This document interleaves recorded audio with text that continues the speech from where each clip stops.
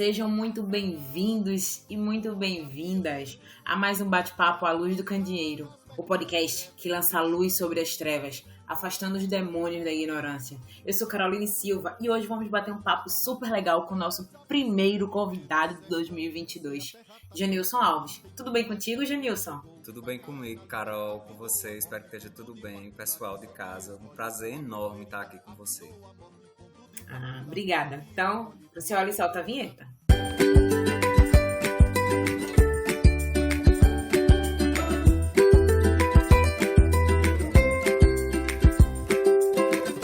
O mundo vive um momento de turbulência e instabilidade devido à pandemia. Uma matéria da revista Galileu em 2017 mostrou os dados divulgados pelo Instituto Brasileiro de Geografia e Estatística, o IBGE, trazendo uma reflexão importante sobre os rumos profissionais de quem está saindo da universidade e também de quem já tem uma carreira bem estabelecida. Afinal, qual o caminho mais indicado para o seu perfil? A vida acadêmica ou o mercado de trabalho, indústria? Dentro desse contexto, hoje eu trouxe o Genilson para conversar com a gente e falar da experiência dele. Ele que é engenheiro de materiais e vai se apresentar logo mais para a gente e também já trabalhou em indústria e hoje está na academia. Ele tem um ponto de vista para tratar, né, sobre essa crise que está sobre todo mundo e a questão de realmente se ele queria ser engenheiro na prática, trabalhar em indústria, né, ou se ele realmente quer ser professor. E todo mundo passa por esse dilema, eu acredito, quando a gente parte para a vida de mestrado, doutorado, o que é que a gente quer? No meu ponto de vista, pode ser um ponto de vista totalmente errado, mas eu acredito que quem está no bacharelado, né, ou numa engenharia, tem essa dificuldade mais acentuada, né? E agora? Acabou minha graduação, eu vou para onde? Eu vou trabalhar no mercado, vou para a indústria, ou sigo mestrado e doutorado e vou ser professor, seguir uma carreira acadêmica. Isso é um problema, né? Muitas vezes que demora a ser solucionado por algumas pessoas. Espero que a maioria de vocês não estejam nesse contexto, mas o Janilson vai se apresentar um pouquinho para a gente e falar, né, a trajetória acadêmica dele, como foi que ele chegou até onde ele está hoje, né? E a conclusão dessa graduação dele. Se apresenta, por favor, para a gente, Janilson. Então, Carol, muito obrigada. A apresentação é exatamente essa. Eu sou Genilson Alves, engenheiro de materiais. Eu vou fazer primeiramente um histórico de como ocorreu e depois a gente entra numa discussão em que me coloca de forma particular, né, nessa situação, nessa dualidade. Tem uma dicotomia aí, indústria, academia, mas aí a gente tenta fazer, numa esfera geral, falar da engenharia e conciliar o desenrolar da engenharia, do nosso ofício, que acompanha a economia de um país. Mas vamos lá, por partes. Perfeito. Eu entrei na graduação, eu não tive essa possibilidade que a maioria das pessoas tem hoje de estruturar suas ideias e se endereçar num determinado ofício, num ramo da engenharia, até porque na minha época de graduação eu entrei através do vestibular onde eu tinha que direcionar aonde eu queria. A engenharia por si só, ela lhe promove certas confusões de onde adentrar, porque são várias engenharias, né? E o que aconteceu comigo foi o seguinte, eu que queria engenharia química, tinha lá à disposição para ingressar em engenharia civil, engenharia ambiental e engenharia agronômica. Essas eram as áreas na UFC. Eu sou formado pela Universidade Federal do Ceará, numa extensão do campus em Juazeiro do Norte. Fiz o vestibular em 2009 e fiz direcionado para engenharia de materiais porque eu não dispunha da engenharia química, que seria algo bem mais próximo. Os mecanismos de saída do interior e migrar para as capitais para cursar, fazer esse tipo de curso, não eram com as mesmas facilidades que são hoje, mesmo que a gente está falando de pouco mais de uma década e a realidade ela foi totalmente transformada em termos de possibilidade. Isso não só para mim, mas para todas as pessoas. Muitas das pessoas da mesma faixa etária que eu, das capitais, e eu acredito que praticamente para todas elas da minha faixa etária no interior. Ô, Janilson, antes de você continuar, tu fez a Covest, foi também primeira e segunda fase? Na tua época era assim? Primeira e segunda fase, mas a banca de elaboração era outra, né? Porque é Ceará, né? Então, lá a gente tinha uma banca formada pela CCV, vestibulares extremamente carrascos, a galera fala de como é maçante o negócio de fazer Enem. Eu não fiz Enem, apesar de já ter, né? Esse exame ele já existe há um bom tempo, mas na minha época ele era colaborativo ao ingresso em instituições particulares, ele não era determinante nas universidades públicas federais. Então, Uhum. eu fiz vestibular, foi o último ano de vestibular, e, e aí depois da aprovação, eu me deparei com uma realidade, aí foi outra realidade, né? E aí a gente vai tentando administrar todos os monstros que nos Quantos anos tu assombram. tinha, Janilson? 17 em dias próximo de fazer 18 anos, 17 anos. Tá. E aí, bom, a gente chega e se depara com o primeiro período da engenharia, que ele tem em todas as áreas, nunca ouvi depoimento diferente, toda aquela carga horária pesada, todas aquelas disciplinas de cálculo. Você começa a trabalhar o cálculo de uma forma, o cálculo diferencial integral, de uma forma completamente diferente daquela que era trabalhada no ensino médio e no ensino fundamental. As atribuições de fórmulas, as aplicações de fórmulas, elas têm um outro propósito, elas lhe supõem realidades é, da engenharia para que você possa aplicar, então as coisas ficam bem mais claras. A aplicação dessas fórmulas, elas tendem a ser mais claras a partir do momento que você absorve esse conteúdo. Mas esse processo de absorção de conteúdo, ele é bastante complicado, principalmente quando não se tem uma base muito boa na sua vida pregressa acadêmica, no ensino fundamental e no ensino médio. Pronto. Estando lá dentro, uma outra dificuldade que eu observei era a de o relacionamento com professores, mas não interpessoal, metodológico. O relacionamento metodológico ele era muito complicado, porque no Brasil é imposto que os professores de universidades públicas federais eles sejam também pesquisadores, quando eu acho que a gente tem aptidão vocacional para coisas distintas. E aí, não necessariamente aquela pessoa que faz pesquisa, que faz ciência, seja a pessoa que tenha a mesma aptidão para lecionar. Na verdade, eu conheço poucas pessoas que consegue agrupar essas duas vocações e fazer com excelência. Geralmente você faz uma coisa ou outra porque demanda muito tempo. Verdade. E aí eu tive muita dificuldade nesse sentido, à medida que eu me deparava com professores que não tinham uma metodologia muito boa e que também não tinham tido uma vivência na indústria, em que pudesse nos direcionar aquilo que estava sendo passado no quadro e fazer uma correlação com a indústria, com o campo prático. Essas foram as principais.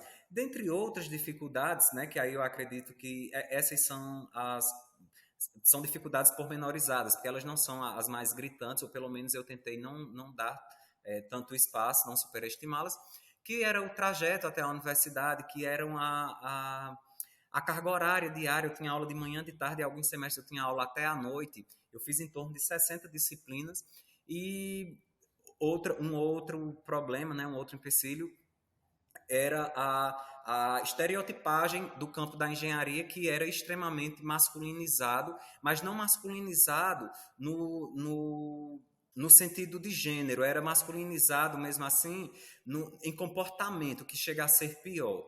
Porque quando eu falo em gênero, você identifica se é homem ou se é mulher, e a mulher já está em desvantagem no campo da engenharia. Quando eu falo em comportamentos, é que ele exige que você não apresente nenhum tipo de feminilidade, que você tenha posicionamentos rústicos. E isso eu percebi desde o início, por exemplo, que eu posso citar, nas disciplinas de física, em que o professor nos indicava a não, isso é horrível de se falar, mas que a gente não estudasse por livros coloridos, porque O quê? aquilo não estudar por livros coloridos. Imagine você, disciplinas como Química e Física, que tem conteúdos extremamente abstratos e que toda aquela cor, toda aquela coisa lúdica, até onde se pode ir com o investimento lúdico, facilita a compreensão. Nós Sim. éramos desestimulados a lançar mão desse tipo de prática, porque o professor achava aquilo. Aí ele tinha todos os termos assim que desqualificava o homem que lia livros coloridos de física. Imagina É um só. absurdo, né? É um absurdo, mas infelizmente acho que muitas pessoas passaram por isso, né, Janilson? Acredito que não só você. Acredito que hoje vem sendo combatido dentro das universidades, graças a Deus, né? A questão. Mas eu não sei até que ponto e nem quais são. Acho que são. Aqui existe essa questão Porque existe o medo, né? Ali do aluno de falar desse tipo de coisa, né? É um assédio. Então você fica receoso.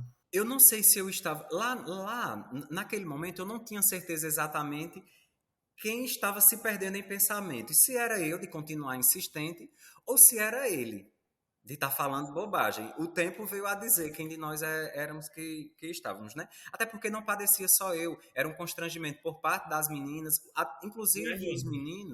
os meninos que estavam dentro desse perfil, né, empiricamente imposto lá, eles também se sentiam constrangidos, sabe? Era um constrangimento coletivo. Geral, com certeza, com certeza. Mas aí tinha outro, agora falando, Carol, eu lembrei que tinha um outro problema, para a gente estar dentro do escopo do podcast, falar da engenharia de materiais, nós tínhamos um outro problema que era a difusão do que era a engenharia de materiais.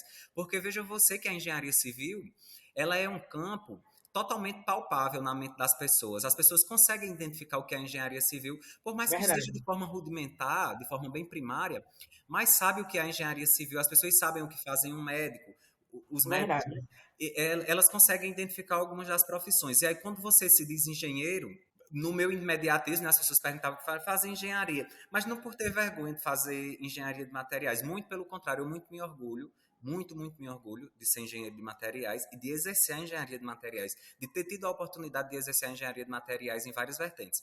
Mas pelo cansaço que se dava em ter que falar, as pessoas Explicar, né? não terem uma preparação para entender aquilo que você está dizendo e você recorrer assim a vários exemplos para no final de tudo a pessoa ainda sair com a ideia errada do que era a engenharia de materiais. Era mais ou menos isso. Com o tempo, a gente começa a pegar prática em como falar sobre a engenharia de materiais através dos exemplos. Eu acho que não há nada melhor do que falar dos exemplos, tendo em vista que a humanidade ela evoluiu justamente com a evolução dos materiais. Então, os engenheiros de materiais eles estavam travestidos de outras engenharias, para que depois de tanto tempo, né, já que como ciência surgiu assim bem organizada a partir da década de 70, a partir dali assumir-se como ciência, ter a profissão organizada e ter seus compromissos, ter suas atribuições, exercer seus ofícios da forma com que a gente vê hoje. E a gente tem visto que não só no Brasil, como em países desenvolvidos, eles têm uma boa estrutura do que é a ciência e engenharia de materiais. Com certeza. Dá um exemplo pra gente aí, fala pra quem tá ouvindo em casa, no trabalho, no carro, na faculdade. Como é que eu explico a engenharia de materiais? Bom, eu como engenheiro de materiais, eu tento sempre falar, eu me sinto endeusado, claro, eu tenho uma vaidade, um ego que não acaba nunca. Mas aí eu começo a falar da criação e na minha prepotência, né, eu vou linkar com o poder de Deus de criar. Nós engenheiros de materiais, nós temos essa função, esse poder de criar, o engenheiro como um todo. Mas a engenharia de materiais tem uma particularidade que é em mexer em topografia atômica. Então a gente consegue, aquilo em que um material não tem determinada aplicação ou determinado comportamento, função, e aí para as pessoas que não estão familiarizadas com esse tipo de terminologia, é de, por exemplo, que um material ele consegue emitir luz, que um material ele consegue suportar determinadas temperaturas, que os televisores conseguem unir essas duas propriedades, a de absorver, emitir luz e absorver temperatura, sem que aquilo colapse. Então, o engenheiro de materiais tem conhecimento técnico para isso, para que você molde as propriedades químicas de determinados materiais a depender da função em que você vai empregá-las. E aí a gente se volta para o cotidiano da gente e a gente imagina que por que nossas telhas não são de folhas de flambre, por exemplo? Elas existem sobre lajes, mas por que elas não são, já que seriam bem mais baratas do que telhas de material cerâmico, como a gente convencionalmente vê? Porque a absorção de calor dele é maior e aquele não proporcionaria um bem-estar para nós seres humanos. Então aquilo tudo é pensado, toda essa concepção, estruturar aquilo a determinada altura, a vencer vãos, é competência do engenheiro civil. Mas aí escolher que tipo de material será levantado uma parede, porque um determinado material em relação a outro, isso é competência do engenheiro de materiais. Perfeito, Janilson. Continuando no teu estudo, isso foi quando tu estava lá dentro da universidade. Quando terminou a universidade, tu disse que vou fazer logo um mestrado ou tu partiu logo para a indústria? Eu não tinha ainda... Porque o que é que acontece? Durante muito tempo da minha graduação, a economia do Brasil vinha crescendo, a ponto de estar ali no top 5. Eu não conhecia absolutamente nenhum engenheiro nessa época que tivesse desempregado ou que não tivesse conseguido estabilidade financeira. Inclusive, Carol, uma curiosidade é que todo esse cenário que a gente está passando hoje, que as pessoas fazem piada do engenheiro que virou Uber, existia lá na década de 80 e foi uma coisa terrível também numa recessão de economia. E aí, quando aconteceu, claro, acompanhando a economia, né, que era o período em que eu estava na graduação, esses engenheiros voltaram para o mercado e foram todos absorvidos. Eu conheci vários engenheiros de 40, 45 anos que foram reabsorvidos. Mais uma vez, para deixar claro, a engenharia, todas elas acompanham a economia. Então, se a Sim. economia está indo bem, a engenharia está bombando. E era isso que estava acontecendo. Eu terminei a graduação em 2014, e aí, claro, preparado para atuar no campo industrial. Eu estava agora também eufórico para fazer isso, ávido para entrar numa Braskem da vida, para vir para Suape, era o que se tinha de melhor no Nordeste. O porto do Pecém, o porto de Suape, o porto de Camaçari, isso absorvia com muita, muita, muita frequência em grandes quantidades. E tinham também polos calçadistas lá no sul do Brasil, que também absorvia sem muitos critérios. Essa é a Uhum. verdade. Bom, quando eu terminei, eu não me deparei com essa realidade. A crise já estava deflagrada e aí eu tive que pensar em outras possibilidades. Só Uhum. que o que acontece? Em janeiro de 2014, no meu último ano, eu fui absorvido num estágio em uma empresa de gesso, no Polo Gesseiro Pernambucano, no Araripe, entre o Pernambuco e o Ceará e o Piauí. Ele fica localizado ali, a Chapada do Araripe fica localizada nesse ponto tríplice. E aí eu passei um ano lá, foi onde eu prestei serviços técnicos dentro da engenharia de materiais, que veja você, eu já tinha 8 semestres cursados.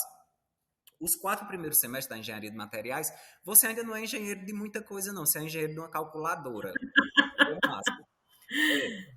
E prepotente, viu? E achando que Claro. resolveu o mundo, que você vai misturar sabão com macarrão e vai transformar em qualquer outra coisa.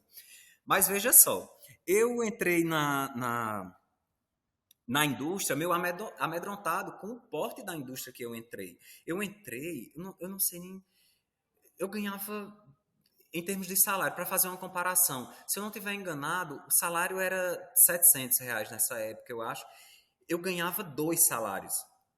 Montaram um apartamento para mim na cidade, a cidade, Nova Olinda, Santana do Cariri, era ali, entre essas cidades, no sul do Ceará.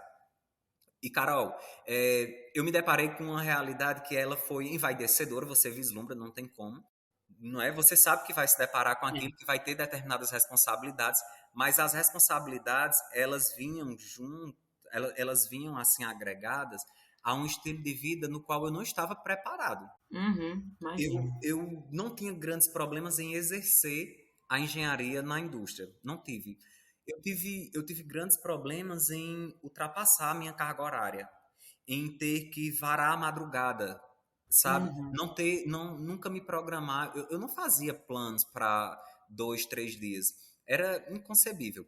Mas isso é real. O engenheiro de execução na indústria, por exemplo, indústrias grandes, assim que funcionam 24 horas, você é solicitado constantemente. Você chega em casa, acabou o seu turno, você chega em casa e às vezes você precisa voltar para prestar suporte sobre algo que deu errado, porque o mais importante, o que é que se pensa na cabeça dos empresários, é que a produção não pode parar.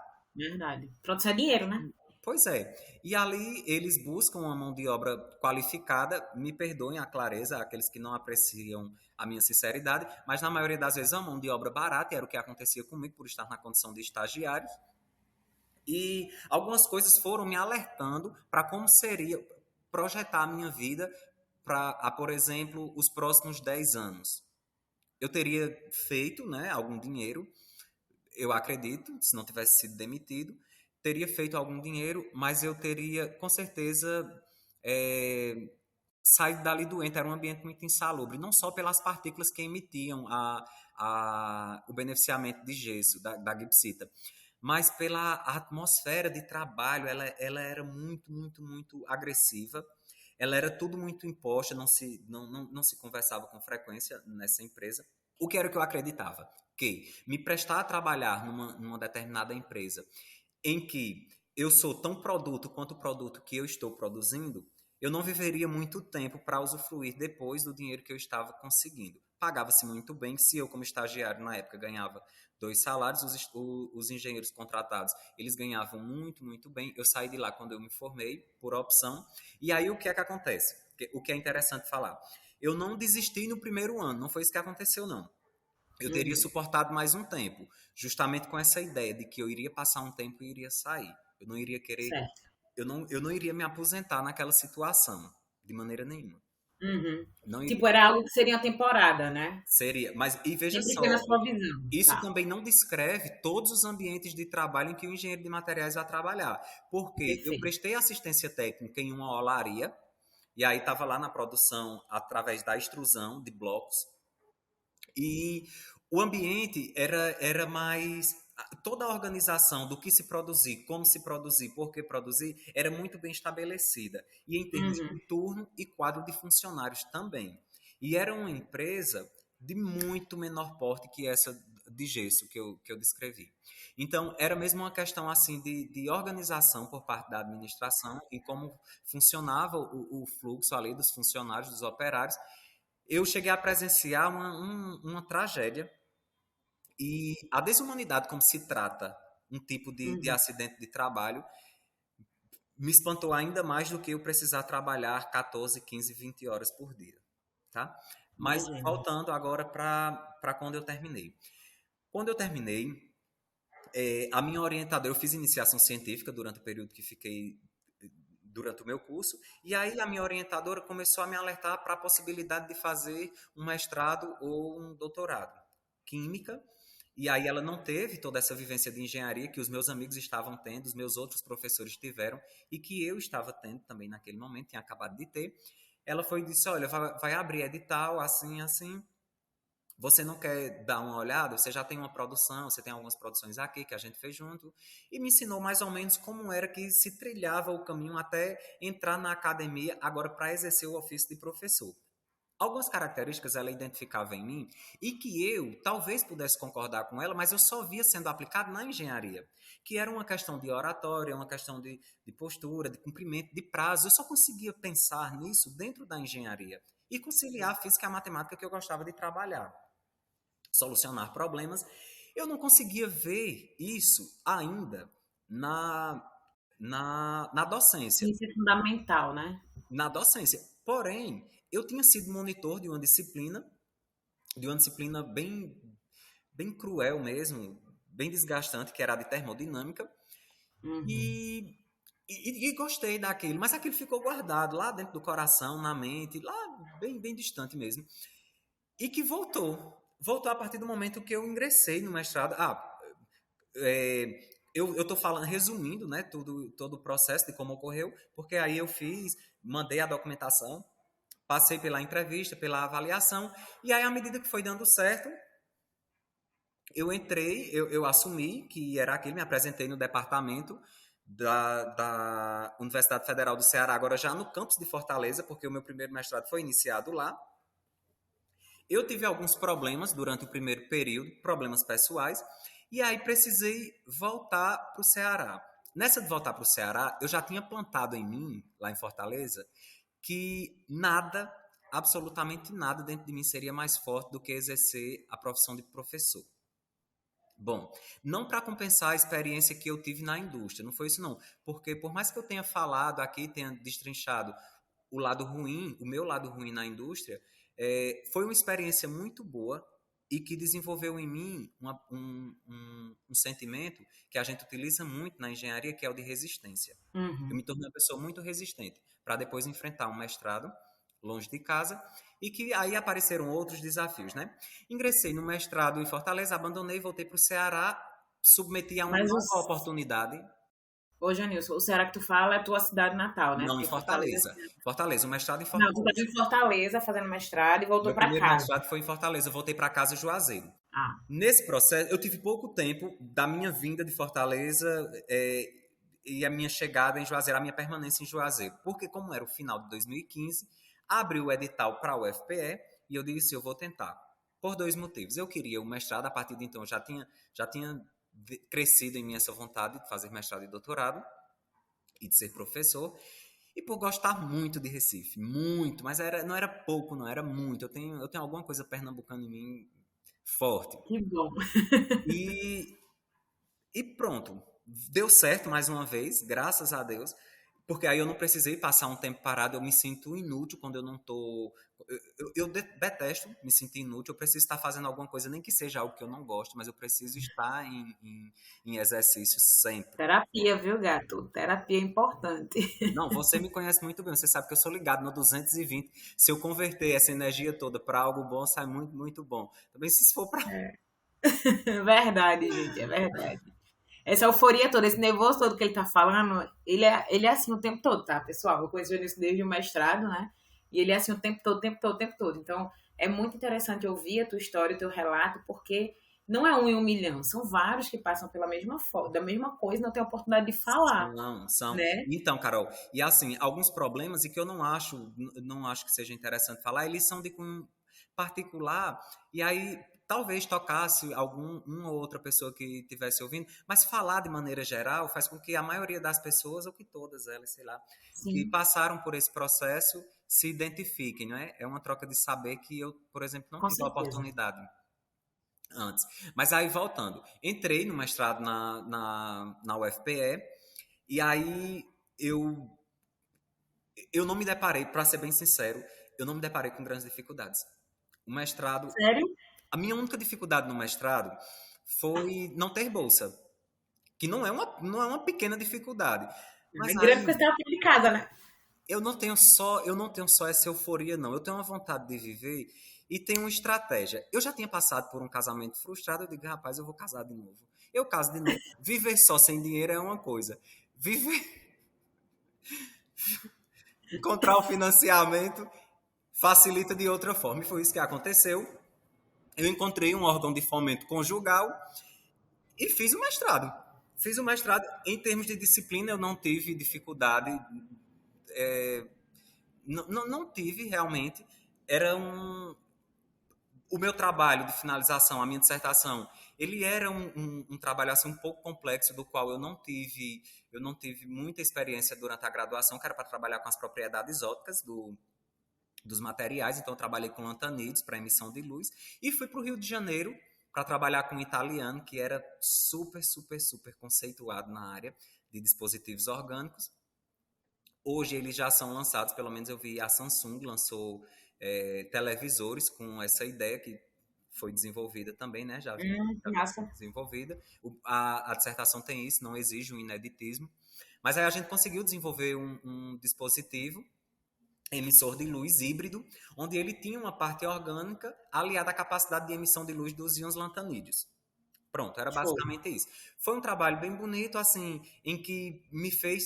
é, Tirou bastante tempo de mim para estudar química inorgânica, que era algo que eu não tinha tanta familiaridade, mas em termos de Uhum. disciplina eu não tive dificuldade, em termos de assistir aula, de contato com os professores, a galera muito, muito, muito boa, os meus amigos. Você fez parte durante muito tempo do grupo de amigos em que a gente transmitia saberes, que a gente tinha aquela roda de desopilar. Você fez parte disso durante muito tempo, você é testemunha de que não era leve, foi uma coisa muito, muito leve. Agora, em contraponto com a graduação, não. Foi por esse parâmetro, né? Existe uma responsabilidade no Uhum. mestrado, eu não fujo das minhas responsabilidades, mas eu tinha como comparação a minha graduação, que foi extremamente pesada. Imagino. Depois disso, eu fiz o doutorado. O doutorado eu também trabalho com propriedades de emissão de luz, mas agora dentro da química forense. Eu desenvolvo sistemas também híbridos, tem uma parte orgânica e inorgânica, para a revelação das linhas papilares. Não é? E isso contribui em linhas de investigação. Eu não posso falar muito ainda, porque, né, nesse caso exige o ineditismo, e quanto mais a gente Ineditismo. falar, melhor, principalmente quando se trata do processo de patente, que é o que a gente vai ser submetido agora, no futuro bem próximo. Mas aí, Carol, para falar das dificuldades agora, pegando a graduação, o mestrado e o doutorado, como é muito parecido com o mestrado, só que você tem mais tempo, acabou sendo ainda mais leve para mim. O doutorado foi Entendi. mais leve, fazer o doutorado foi mais leve. Apesar de todos os problemas, né? Eu fui assaltado, levaram meu computador sem backup, ou seja, a minha qualificação de tese eu tive que reescrever novamente, e aí eu mudei toda a minha linha de pesquisa. Outra dificuldade foi a pandemia, que chegou e interrompeu o nosso processo de síntese dos Verdade. materiais que a gente estava desenvolvendo. Mas quando a pandemia veio, eu já estava assim, Bem bem estruturado, avançado, né? já estava para qualificar. Eu qualifiquei nos primeiros meses da pandemia, de forma remota, o que dá uma tranquilidade também para fazer. Eu não tive Com grandes certeza. dificuldades com o doutorado. O que eu posso dizer do doutorado em relação às minhas outras experiências, a de graduação e de mestrado, é que a responsabilidade ela é infinitamente maior. Muito maior. Você está num jogo assim, de gigantes, você está brigando no meio de gigantes. Então, o doutorado tem isso, você tem que estar sempre buscando esse lance de pesquisa, ele é constante, no sentido de que você precisa estar em plataformas para saber se não estão desenvolvendo algo parecido com o seu, você fica se monitorando e o nível de preparação é outro porque ele recorre a várias coisas em que sua base está lá na graduação, por exemplo, que você Uhum. vê que você precisa recorrer agora. Então, quando você chega no final do doutorado, você tem aptidão para uma coisa, porque o doutorado também ele afunila muito para uma determinada coisa. Mas para chegar nela com excelência, você está embasado através de vários outros conteúdos, várias outras experiências que foram adquiridas na graduação e no mestrado. Eu imagino, Janice. É porque a gente é uma construção contínua, né? Onde uma coisa vai atrelando a outra e você vai construindo aquilo ali, né? Carol, uma outra coisa que eu quero te falar para o pessoal é o seguinte: nessa incerteza que a gente vive no Brasil hoje, fazer ciências, prestar um mestrado e um doutorado, nos faz muitas vezes pensar no seguinte: onde é que isso vai parar? Como é que vai ser? E a gente não sabe. Essa é a verdade, a gente não sabe. A gente sofre boicotes aí constantemente. E eu tenho muito prazer em dizer uma coisa, que por mais que eu não chegue onde eu quero chegar com o mestrado e com o doutorado, eu sou incapaz de voltar ao que eu fui antes da graduação. Então, a gente não perde por ir. A gente não perde Com de forma certeza. nenhuma. Eu sou muito satisfeito, não me arrependo de forma nenhuma. Foi uma contribuição, não somente no viés intelectual, comportamental também. Tem toda uma questão. Eu falo e ouço muito das pessoas sobre a gente se sentir pressurizado dentro do mestrado e do doutorado. E é verdade. Só que aí você olha para o lado, porque o mestrado e o doutorado ele ocorre na universidade, em que é um mundo paralelo. Você olha É, isso para é. fora dali e você vê que pressão estão sofrendo aquelas pessoas. A gente está sofrendo uma pressão que a gente escolheu passar pelo mestrado e pelo doutorado. E passo muito satisfeito, não sei se pela vaidade, porque a vida exige de mim um mestrado ou um doutorado, não sei. Eu sei que eu faço muito satisfeito, não me arrependo não. Pressão eu vejo no mundo fora das paredes da universidade. Eu ia dizer o seguinte, que outro dia a gente estava conversando lá no meu laboratório, no meu não, né? O laboratório que eu participo, e uma coisa me chamou muito a atenção para trazer Janilson hoje para conversar com a gente. Né? A gente estava conversando, em algum momento eu não lembro como a gente tomou esse rumo da conversa, e Janilson disse para mim e para uma amiga que estava junto. É, eu sou engenheiro, mas eu amo ser professor. Foi uma frase que eu achei muito bonita, porque com tudo que a gente vem sofrendo, né, como você mesmo comentou, com todo o desgaste, com todo o boicote, a educação e ciência em especial, né, tecnologia, uma pessoa que vai, vislumbra a engenharia, termina a engenharia, mesmo que tenha mestrado e doutorado, existem pessoas que mesmo com mestrado e doutorado continuam vislumbrando indústria, né? Geralmente. E quando você diz, não, eu sou professor, eu achei fantástica aquela frase e assim, eu me orgulho demais, demais mesmo de ser sua amiga e de ter escutado aquilo de você de forma muito espontânea, de forma muito sadia, de forma muito positiva, porque eu acho que isso acaba positivando outras pessoas que estão desestimuladas, sabe? Era isso. Cara, e era justamente isso que eu ia falar, de como aconteceu a academia, de como, porque assim, eu estou num processo de preparação no mestrado e no doutorado, né? Você me conhece, você é minha amiga e você sabe como funciona a determinação, a euforia para exercer determinada coisa. E aí Uhum. chegou um determinado ponto, um determinado momento onde eu disse, pronto, já qualifiquei o doutorado, eu vou dar aula. Só que isso não estava só a meu bel prazer, né? Precisam ter Sim. oportunidades. E aí eu criei a oportunidade. Então, tu assume que ter passado na indústria te deu experiência para poder falar para isso para os teus alunos hoje? Total, total, total, total. Você não tem ideia quando eu participo de projetos de execução da engenharia, como eu me torno melhor professor. Mas é muito, muito, muito, muito. Eu acredito que para esse tipo de exercício, a modéstia ela não precisa existir, porque a gente é avaliado semestralmente.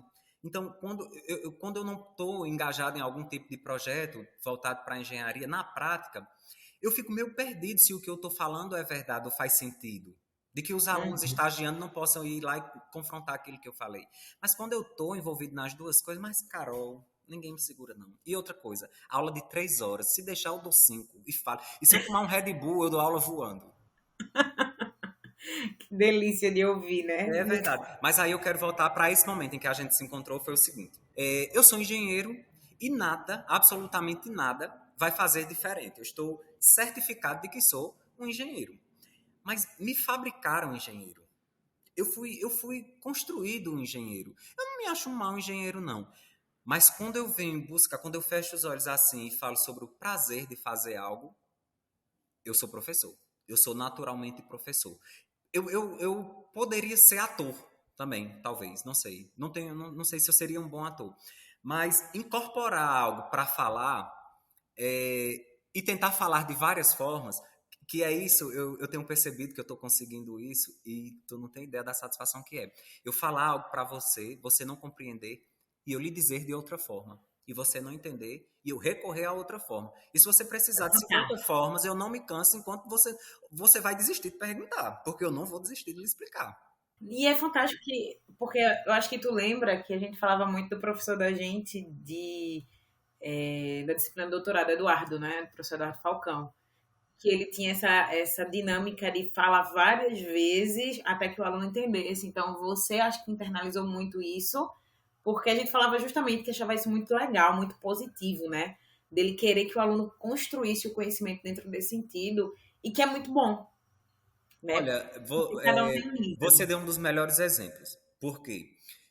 Tendo eu convicção de que sou um professor e tendo passado pela sala de aula de vários e vários, de dezenas de professores, talvez centenas, né?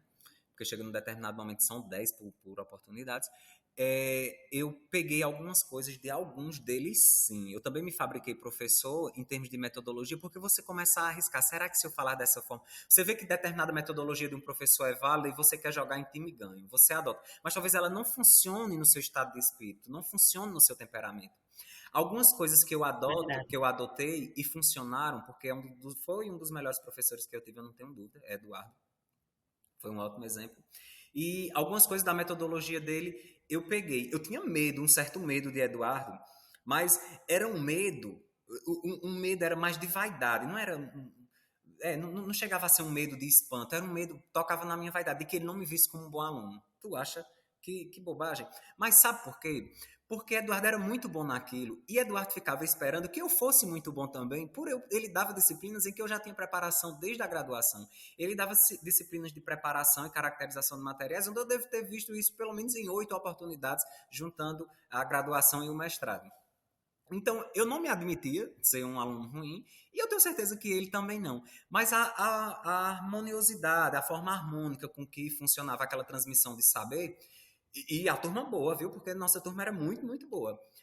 Verdade. Ele era muito bom professor e nossa turma era uma turma de bons alunos. E aí, aquilo tudo funcionava de forma harmoniosa, que é o que eu tento também deixar na atmosfera da sala, em que ali não haja competição, nem entre eles e nem entre mim e eles. Com você. É, verdade. É importante, né? Até porque você precisa deles como eles precisam de vocês nessa troca. Ninguém sabe tudo o tempo todo. Não, e principalmente num universo tão vasto como é a ciência e engenharia de materiais. E principalmente, não só por ser uma ciência tão grande, por ser uma ciência mutável. Veja você que eu vou dar um exemplo de processo de transformação que adentra no comportamento humano e que depois os engenheiros de materiais, os cientistas de materiais, eles vão lá confrontar visando sempre o bem-estar da humanidade como um todo e que é muito difícil o desapego. Por exemplo, a gente foi criado cozinhando em panelas de alumínio. Uhum. E aí, claro, já se identificava lá atrás, já se aconselhava a não utilizar por Problemas todas as propriedades do alumínio quando entra no no sistema, sistema. no sistema biológico. E hoje não. Hoje outras possibilidades elas surgem, né? Talvez tão nocivas quanto o alumínio, como é a panela de Teflon, mas o uso de outras panelas a partir do momento em que se conhece as propriedades, por exemplo, do vidro. Esse é um Isso. exemplo claro do que se lança o engenheiro de materiais para a transformação social, do comportamento social. Então, são coisas assim que você aprende que quando você fala numa sala de aula, você enriquece a aula. As pessoas elas desenham o mundo de transformação ali na aula. E você consegue perceber isso nos olhos. Uma outra coisa que eu percebi enquanto professor é que projetado ali para todo mundo, você consegue olhar no rosto dos alunos e identificar aquele que está captando a sua mensagem de forma absoluta, mediana e aquele que está totalmente perdido. E, e aí eu dou sempre aula para o que está perdido. Eu dou aula para o que está perdido porque aí você fala mais, você recorre mais a determinados temas para que aquilo possa entrar na cabeça deles, né? E você termina falando tudo. Verdade. E todo mundo aprende, né? De uma forma igualitária, porque você está buscando aquele que está perdido, mas os outros também estão captando aquela mensagem. Carol, dá aula para um aluno, porque tem aqueles alunos assim que, meu Deus, aqueles meninos são abortados. E só que dar aula para eles não rende uma profissão de professor. Porque a aula terminaria em 20 minutos, ou talvez eles nem precisassem de você ali, porque Verdade. conseguem até colocar em prática o autodidatismo. E Você, você fica se você se sentindo meio que vazio, né? Eu não me sinto desafiado, não, mas eu sinto, poxa, eu vou falar o quê para um menino que já. O menino tem tido toda uma gama de possibilidades de estudo, buscou em várias fontes, chega lá e debate várias outras coisas que, inclusive, eu nem sabia que existiam, enquanto aquele que não está compreendendo, ele está começando do zero, ele dá a possibilidade de reafirmar tudo o que você aprendeu, porque você vai e trabalha tudo sistematicamente, né? Você vai lá progressivamente até chegar, nivelar todo mundo e trabalhar diante de todos que já compreenderam ali. Isso é muito interessante e você percebe ali projetado, coisa que eu não consegui no ensino remoto, que é outra coisa que eu gostaria de falar sobre. A exercer a profissão de forma presencial e de forma remota. É muito Uhum. cômodo fazer isso aqui da forma como a gente está falando, tem toda uma frieza, tem o comodismo mesmo, né? Você está bem estabelecido em casa e é legal, não é ruim não. Mas tem alguma coisa assim, para quem já teve a prática do presencial, de estar ali fisicamente, não vai ter condição de ser substituído, pelo menos não a todas as pessoas que tiveram a possibilidade de passar por uma sala de aula, de enfrentar uma sala de aula. Esse sistema ele não vai substituir, pelo menos não em satisfação. Vai fazer muita coisa e vai nos ajudar, mas não vai ter condições não é a mesma coisa. Graças a Deus. Porque, né? Janilson, eu queria. A gente tá caminhando pro finzinho do nosso podcast. A gente fala muito, mas é muito gostoso, sabe? Escutar todo esse relato, toda essa experiência. Porque eu acredito, dentro do meu mundo, né, da minha bolha, como eu falo aqui, que a gente pode estourar a bolha de outras pessoas, né? Que a gente pode abrir os olhos daquela pessoa para um lado que ela não esteja vendo, né? Então, dentro disso, eu queria que tu deixasse essa mensagem nessa positividade toda, nessa energia, né, nessa euforia, nesse 220, de muitas pessoas que estão nesse dilema. E aí, eu vou fazer mestrado, doutorado, ou vou partir para a indústria? No cenário que a gente está agora, nada é satisfatório, de fato, né? Fazer ciência hoje é, de fato, por amor. Né? Não tem como ser por dinheiro, infelizmente. Mas eu queria que você deixasse dentro de tudo isso, da sua visão, da sua experiência, a questão de como é que eu vou escolher ser engenheiro ou ser professor. Eu sendo engenheiro de qualquer coisa que seja, principalmente um engenheiro de materiais. Bom, Carol, o primeiro de tudo que eu quero falar para todo mundo é o seguinte: não se sinta culpados por escolher. Primeiro porque, se todas as pessoas resolverem ir para a indústria, a ciência acaba.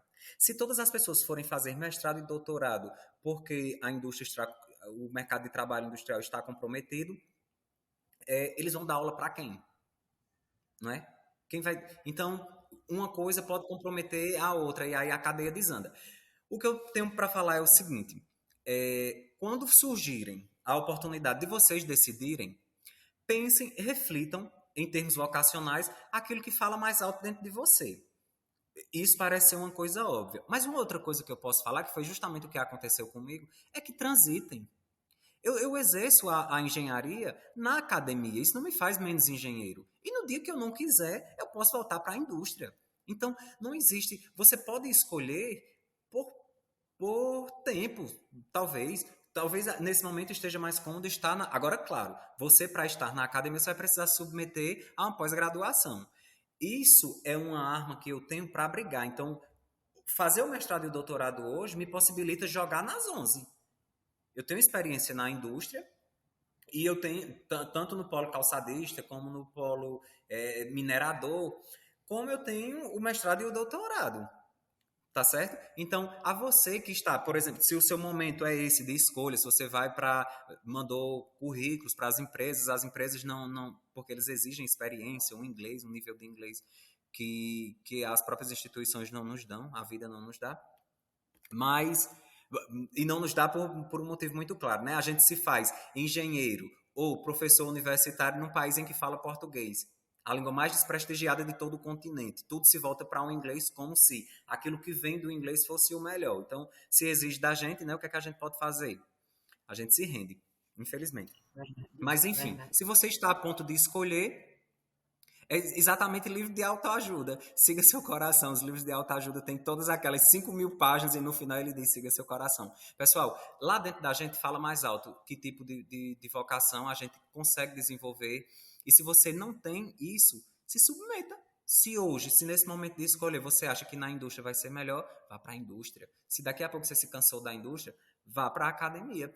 E outra, não tenha jamais a impressão de que é tarde para tentar. Se você fez a engenharia de materiais e viu que não deu certo nem a indústria nem a academia, ruma para outra engenharia, sem nenhum problema. Elas são muito ligadas. Eu exerci, por exemplo, funções de engenheiros civis, função de engenheiros químicos, com a mesma responsabilidade que eles pudessem estar, porque o curso dá esse tipo de preparação. Então, Carol, ter palavra determinante para a escolha de alguém, eu não conseguiria nesse momento. O que eu posso dizer é que não se sintam culpados por escolher. E escolham, se submetam a todas as possibilidades. Maravilha, Janilson, que bom. Janilson, se alguém tiver alguma dúvida e quiser te encontrar, tem algum e-mail que a gente possa deixar aqui para os meninos? Sim, eu tenho um e-mail, janilsonengmat, @gmail.com. Eu posso não responder imediatamente, né? Mas... E lá tem o carimbo, caso a dúvida ela for extremamente mais específica. Tem um número de WhatsApp profissional em que pode ser utilizado também, tá lá no carimbo. Ótimo, então a gente vai deixar aqui na descrição, tá? Para quem tiver essa curiosidade. E é isso, meu povo. O querosene já está acabando. E antes que as paredes fiquem cheias de fuligem, gostaria de agradecer a todos e a todas que nos ouviram até aqui. E dizer que finalmente a ganhadora que nós falamos, pelo menos nos últimos 3 podcasts anteriores, reivindicou o seu brinde, o seu presente. E já deve ter recebido a altura do campeonato. Tá? Então, parabéns à ganhadora. Fiquem ligados que esse mês de janeiro e fevereiro vem muito mais brinde, muito mais informações, muito mais coisas bacanas na Luz do Candeeiro, tá? Fica com a gente. Até a próxima. Janilson, muito obrigada. Eu que agradeço, Carol. Beijão. Tchau, tchau, pessoal.